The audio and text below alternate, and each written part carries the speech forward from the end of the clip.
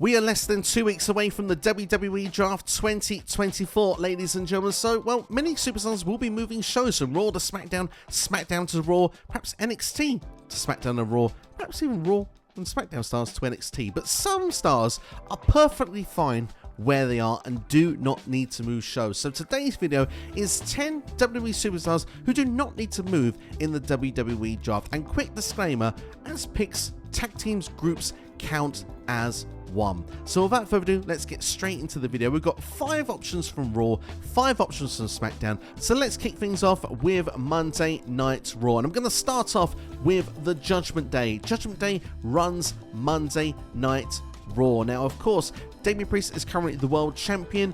Rhea Ripley was the women's world champion, and that's the championship she wants to go for when she returns. So if you're going to shuffle things over, moving everyone over to SmackDown, well, right now, unless you split the group up, you need to move 2 championships over to SmackDown and the other women's champion and WWE champion over to Raw. Would be quite the shake-up, but for me seems a lot of work when simply you can keep the Judgment Day on Raw. Judgment Day also have run Monday Night Raw, and let's be fair, there's a number of factions on SmackDown that could come over and challenge that and would be a much easier trade to do in that transition. So for me, I think the Judgment Day should remain on Raw, and especially, like I say, Cody Rhodes is the champion, he's actually gone over to SmackDown, he's listed himself there as a SmackDown superstar. Damian Priest, well, a world champion on Raw. Let him continue what he's doing on Raw. He's doing some fantastic work in the last few months. I look forward to seeing Judgment Day's journey throughout the next 12 months, because I do think a split could also be on the way for a group.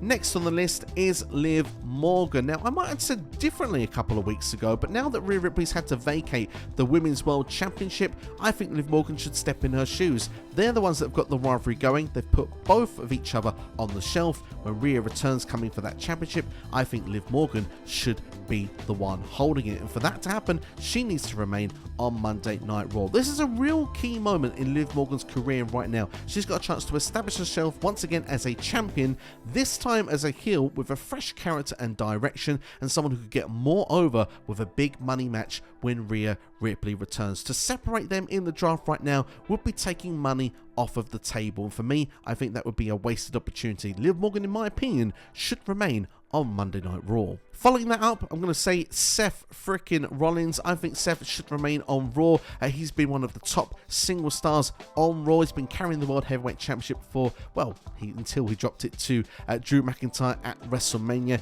He's surely going to want to win that championship back, the workhorse championship he proclaimed it to be. If that championship remains on Raw, I think Seth should remain on Raw as well. I know his contract is coming up, but I do expect he will be back, and when he is back, I think he should be back on the red brand. And if we get the way I think things might play out, he might be joined by Roman Reigns, and I think that'd be a great feud to have on Monday Night Raw as well. And if Seth Rollins is staying on Raw, then I think Becky Lynch should be as well. Yes, they're a married couple, but also Becky Lynch probably feels that she's owed another championship opportunity at the Women's World Championship, because, well, she was very unwell when she had the match with Rhea Ripley at WrestleMania. Should they have an opportunity to have a rematch further down the line, it's, well, she's going to need to be on the red brand to make it all happen. Like I say, to move everybody over to SmackDown just feels a bit much in my opinion. It makes sense to keep people on the show they're already on, because, well, otherwise you're moving those superstars, those championships, and everything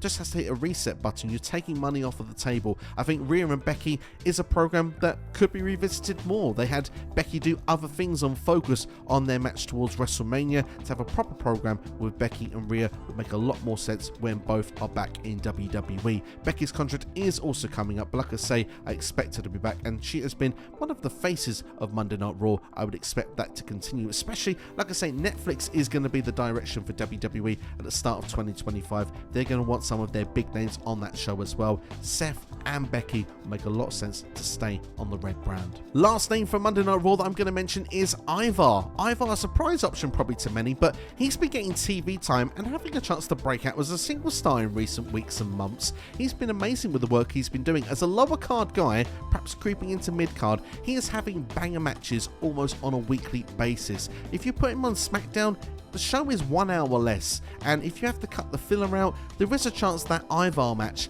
could be cut out. Now, to some, that may not be a big miss, but thinking of the performer himself, it would be much more beneficial to him and his career to right now remain on the Raw side. Moving things over to SmackDown then, and the first name I'm going to say is Bayley. She is the current women's champion on that side, of course. Well, if we're keeping Rhea, Liv and Becky Lynch all on Raw, well, we're going to need some big hitters on SmackDown as well. Bayley's had a great story of Damage Control, just finally broken away from there.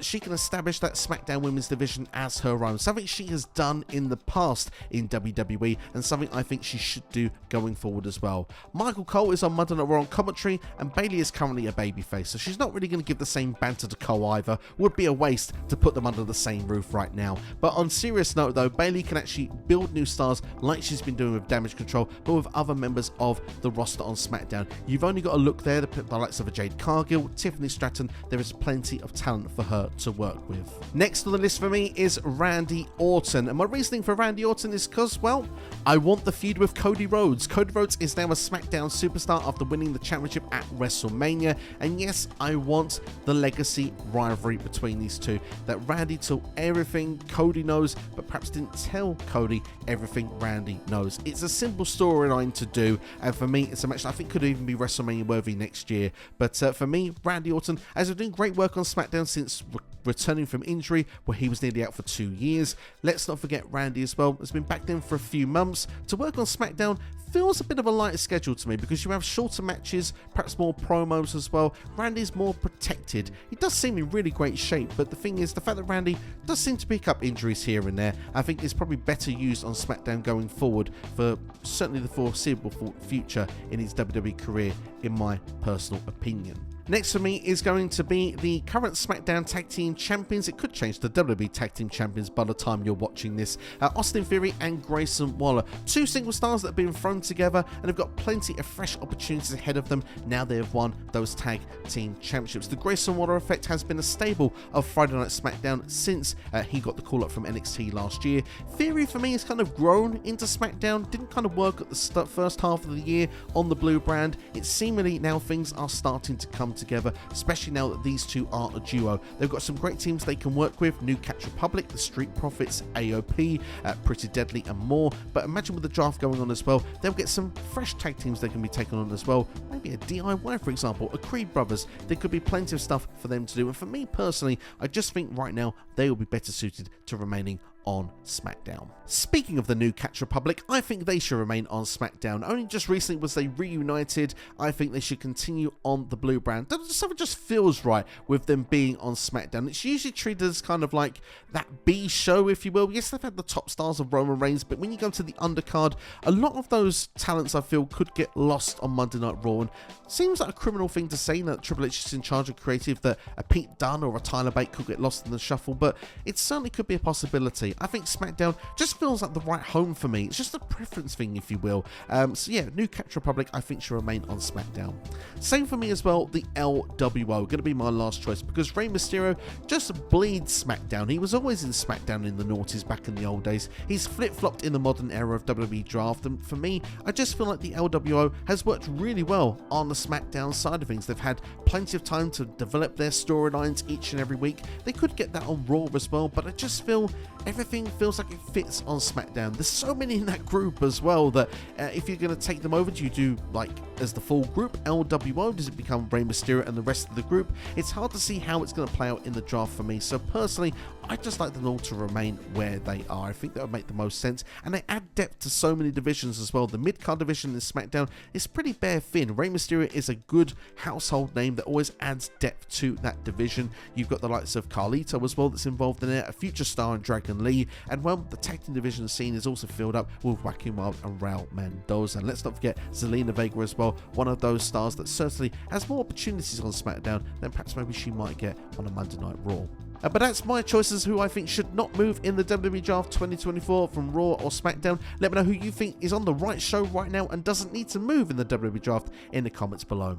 If you've enjoyed this video, hit the like button, share with a friend, and subscribe as well. Check out these videos on the side of your screen right now. And don't forget, there are more WWE Draft videos on the way. The next fortnight of this channel is dedicated to the WWE Draft, and I'm looking forward to giving you more content very, very soon. Thanks for watching. I'll see you next time.